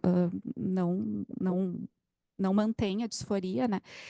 E coisas básicas, assim, eu me lembro que essas duas crianças que eu atendia, quando eu ia botar na minha agenda o nome, eu botava o nome designado, eu botava o nome que a criança me pedia, porque me parecia que ao botar o nome que ela me pedia, eu estava decidindo por ela e ainda tinha que sustentar, né, a ambiguidade, assim, que pronome eu uso, como que eu oriento as famílias, né? Então é isso, assim, como a gente sustenta a ambiguidade nos tratamentos por tanto tempo na prática? Belíssima pergunta, Marina. Só vou me permitir uma divergência, que eu sou muito rígido com o uso de palavras. Então, por exemplo, se eu não acredito que é uma patologia, eu não trato. eu acompanho. Tá? Então é uma coisa interessante, eu nunca uso a expressão tratamento. Se eu usei alguma vez, me desculpem, mas eu acho que não usei nenhuma vez hoje conversando com vocês. A gente não trata, a gente acompanha. Isso inconscientemente já dá uma diretriz de ambiguidade, né?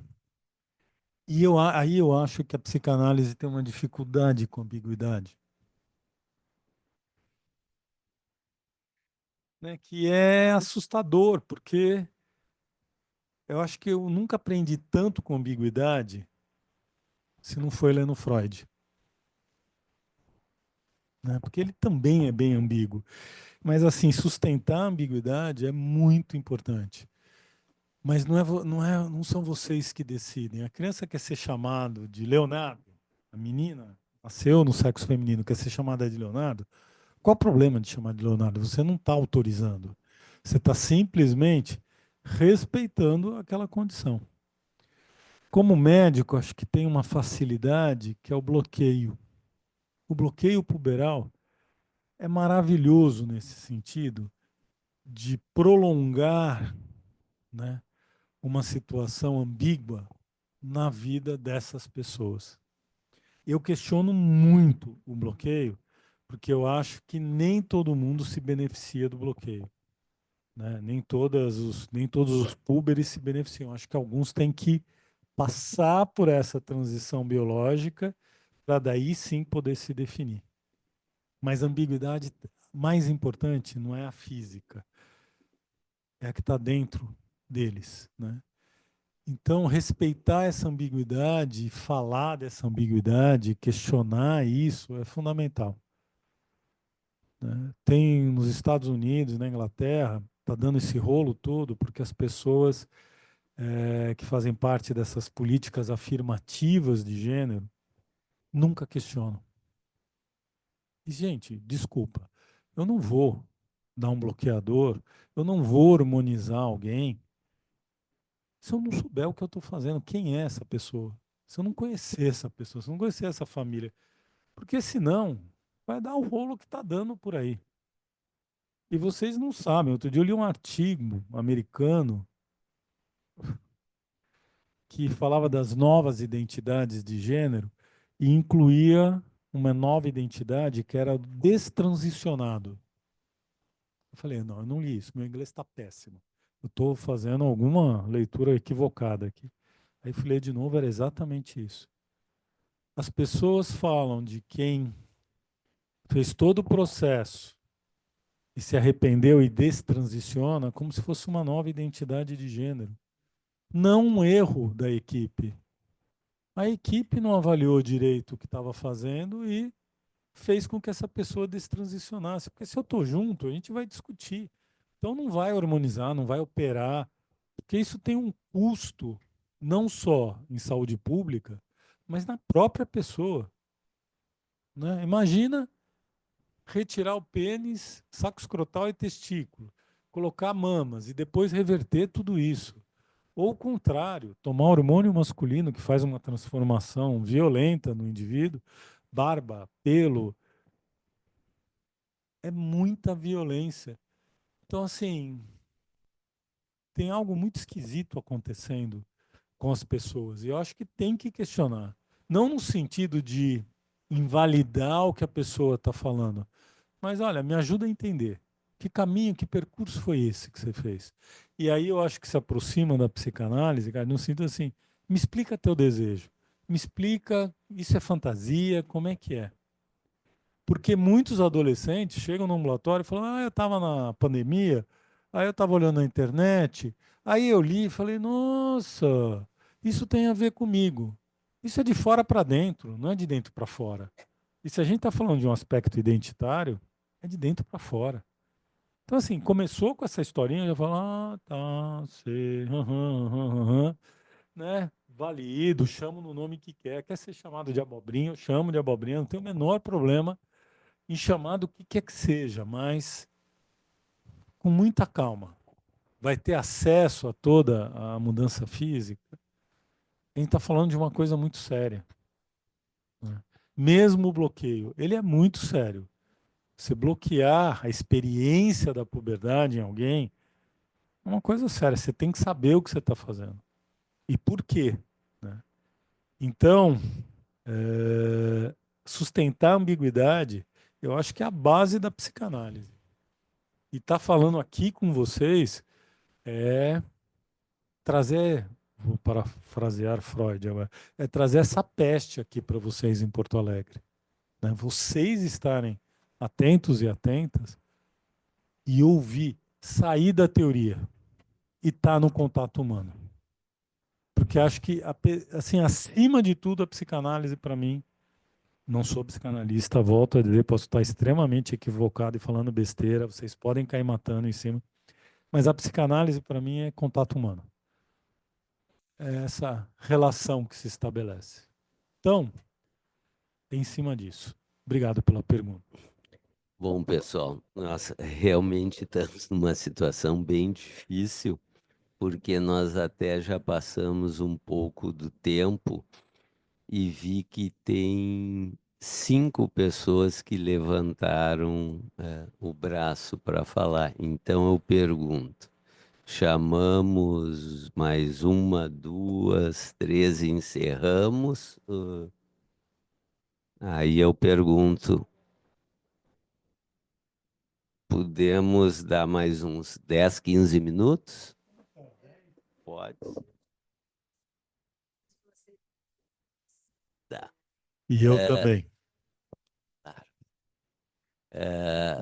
Bom, o primeiro que está inscrito sou eu e Suspeito isso, né?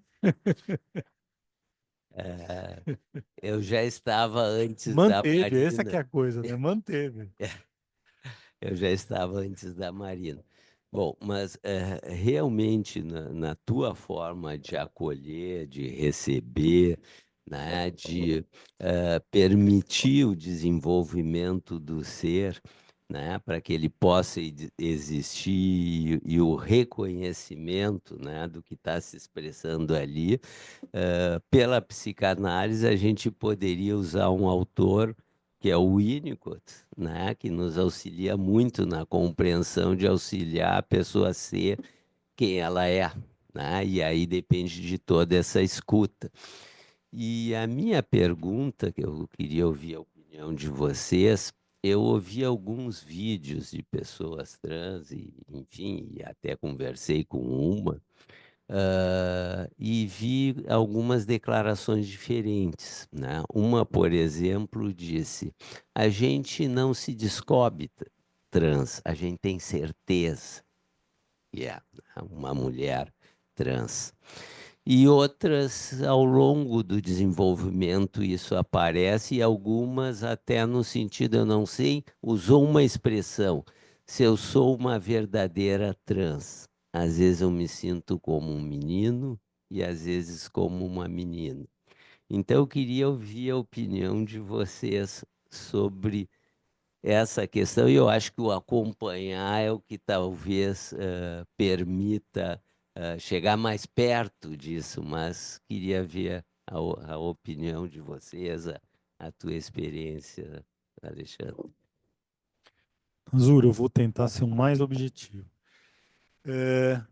Essa é uma possibilidade também, essa questão da fluidez entre os gêneros, né? Não deixa de ser transgênero, não deixa de ser trans, mas flui. Isso é muito comum em algumas crianças, né? A gente tem no ambulatório algumas que até a puberdade ficam menino, menina, menino, menina, menino, menina, menino, menina. Isso para a família é um horror. Muitos pais chegam a cobrar da gente a definição, mas é menino ou é menina? Minha resposta é básica. Não foi eu que fiz, como é que eu vou saber? Não sei, não estou no corpo dessa pessoa, não sei, ela que vai dizer. Tá fluindo. Uma hora é menino, uma hora é menina, uma hora é menino, uma hora é menina, e a gente tem que conviver com isso. Aguentar a ambiguidade. Mas para as famílias é muito difícil. Então é uma possibilidade também, e isso gera uma certa dificuldade no social.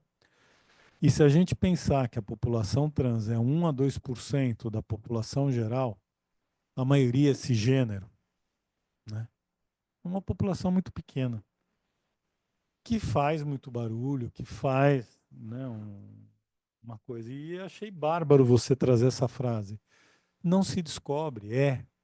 Né? A pessoa é, pronto, ela está vivendo aquilo. Mas tem algumas situações que são mais complexas, da fluidez, da ageneridade, não é nem homem nem mulher, não é nenhuma coisa nem outra. E a gente precisa tomar muito cuidado com essas situações e saber distinguir, por isso que eu acho que a psiquiatria é uma especialidade importante nessas equipes transdisciplinares. Se não está falando de alguma questão mais grave na constituição dessa identidade, se não é uma personalidade border que tem tudo a ver, né?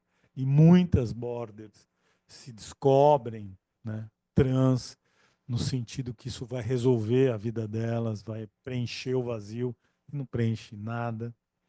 Então, assim, tem uma série de coisas que aí entra naquilo que eu terminei a minha fala. O escutar e o enxergar quem é essa pessoa.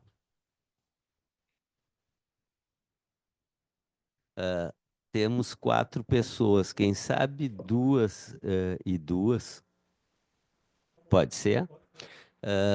Lucrécia e Berel.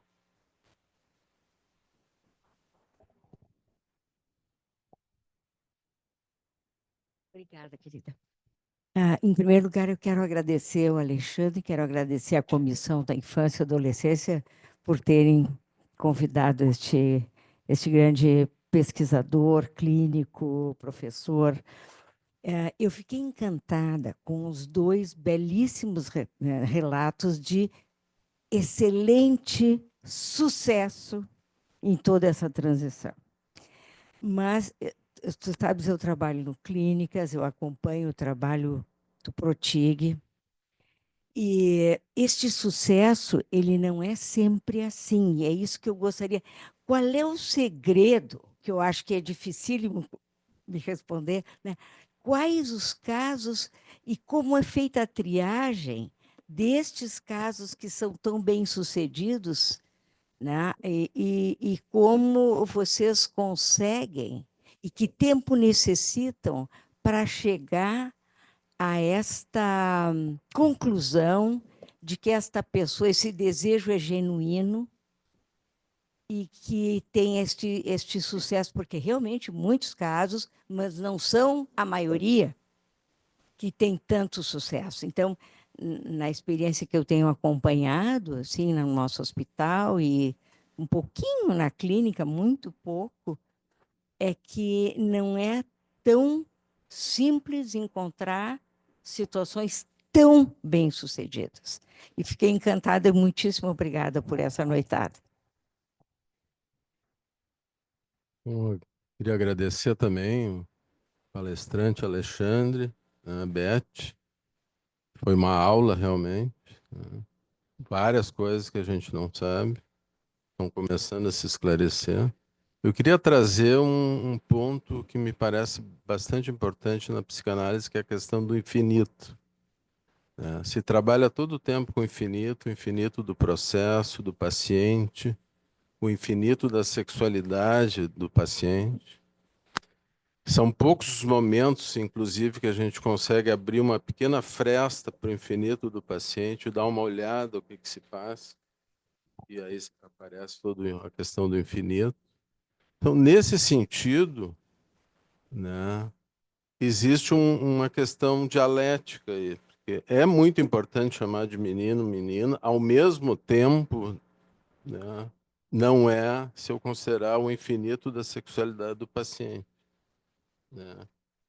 Na realidade, o psicanalista ele tem que lidar no mundo hoje com pouco mais de 8 bilhões de sexualidades individuais, que é mais ou menos a população do planeta. Né? E cada ser é um infinito de sexualidades. Ao mesmo tempo, tudo isso, todas essas classificações, elas são fundamentais. Então, a gente vive esse paradoxo. E também não se pode perder de vista que está se lidando com crianças e adolescentes. É diferente.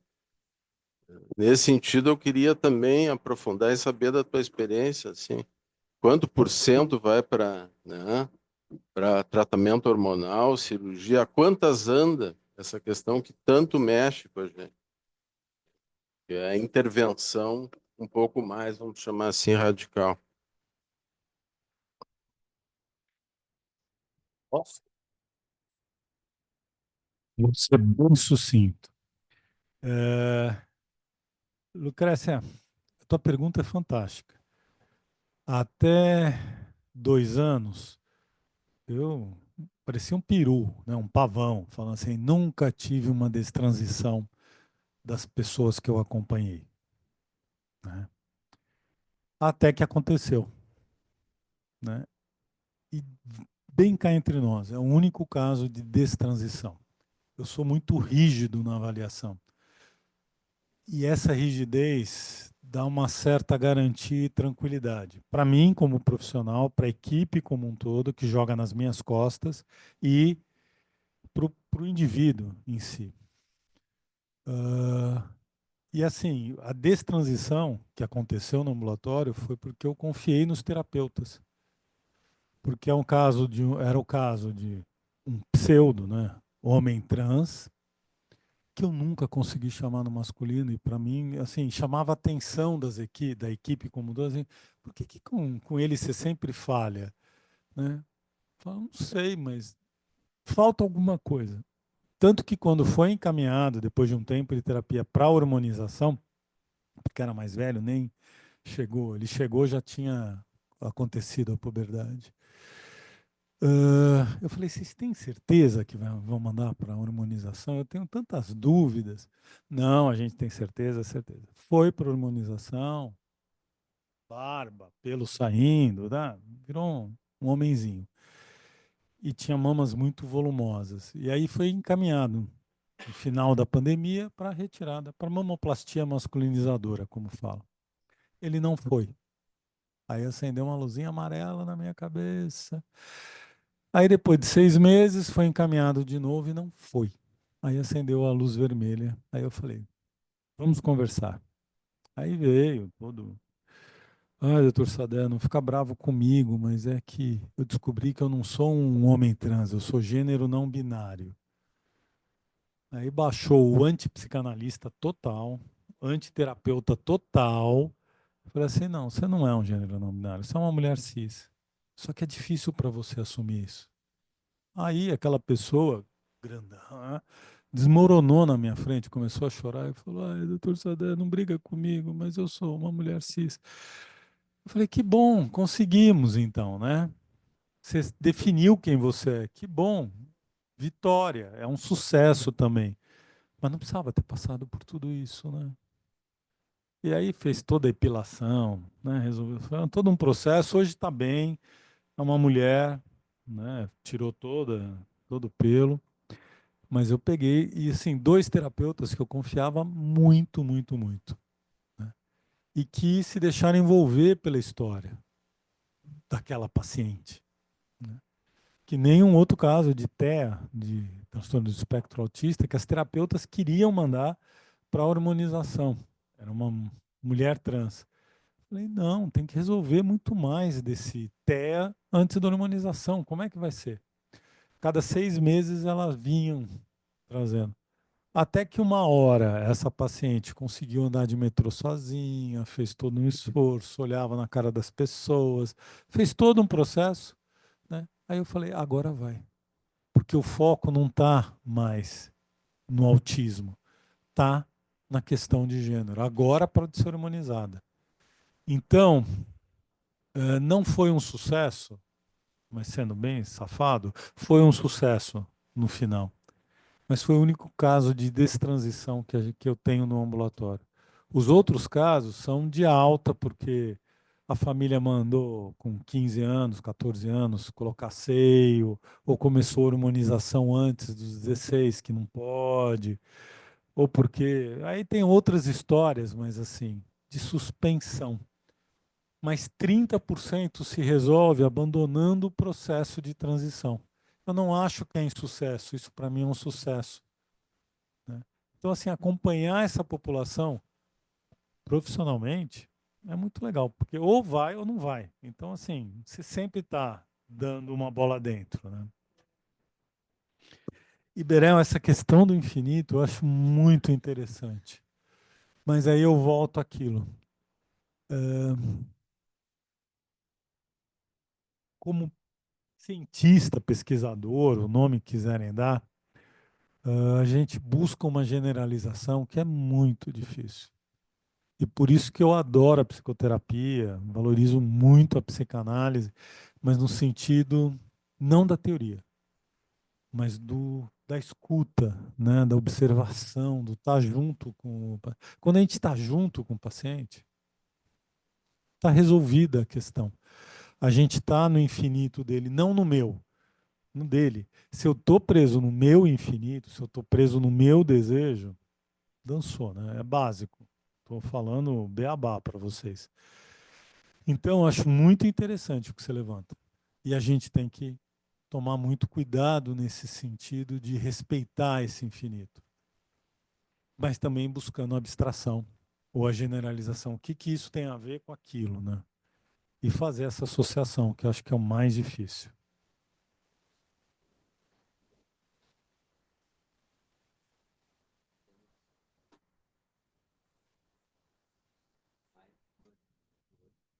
Brevíssimo. Rafaela e Regina Klarmann.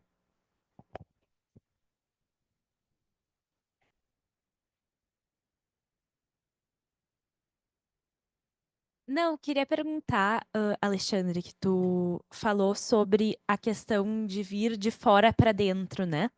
E eu queria saber o que que se faz, né, nesses casos, porque tu não vai falar não, não é?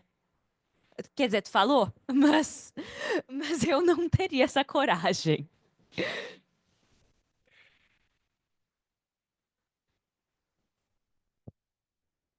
Então, muito obrigado, Alexandre, muito obrigado, Beth. Eu acho que as contribuições muito importantes para a gente começar a pensar num assunto tão difícil para nós, enfim, e que precisamos pensar. A minha pergunta é assim, eu quero tirar uma dúvida. Tu falou no teu relato, na tua apresentação, Alexandre, que tu não fazia psicoterapia com criança, se entendi bem. E isso que tu acreditava no acompanhamento e na educação. Isso está relacionado com o que a Marina falou em patologia, já que tu não acredita em patologia, tu também não submete, vamos dizer assim, para um tratamento psicoterápico. Tu não indica um tratamento psicoterápico. Seria isso? Eu entendi.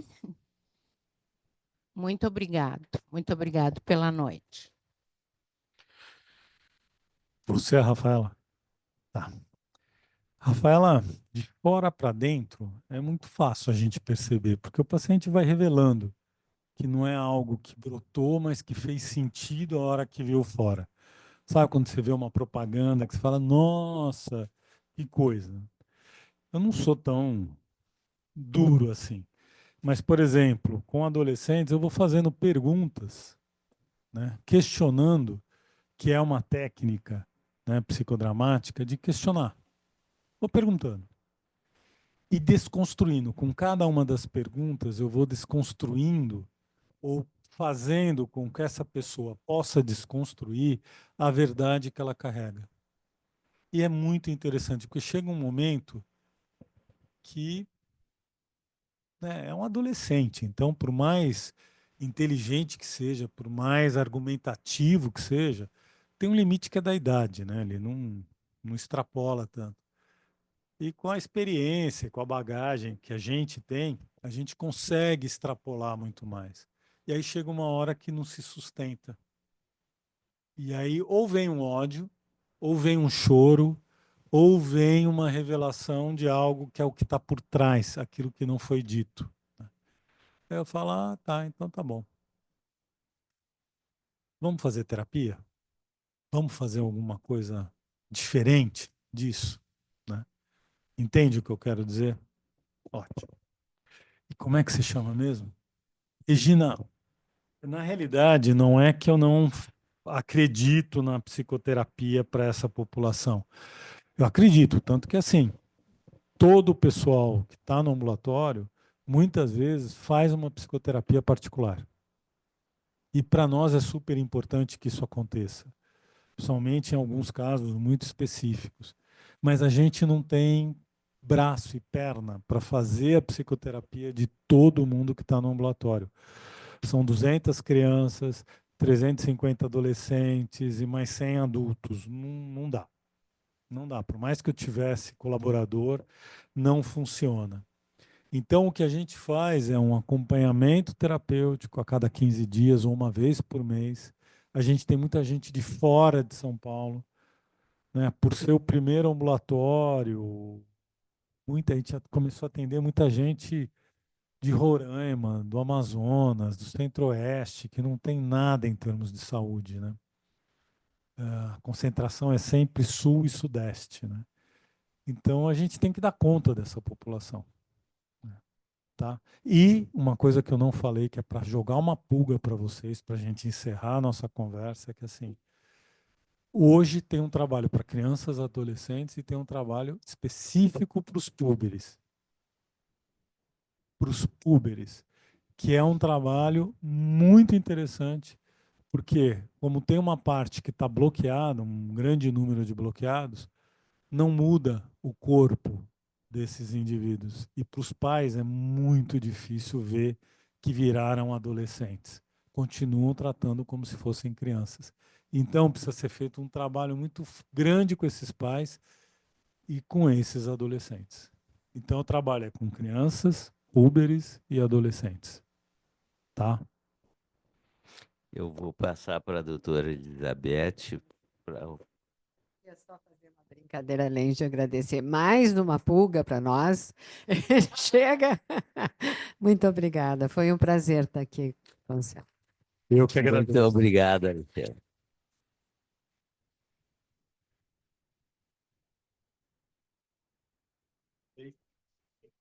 Eu não acredito.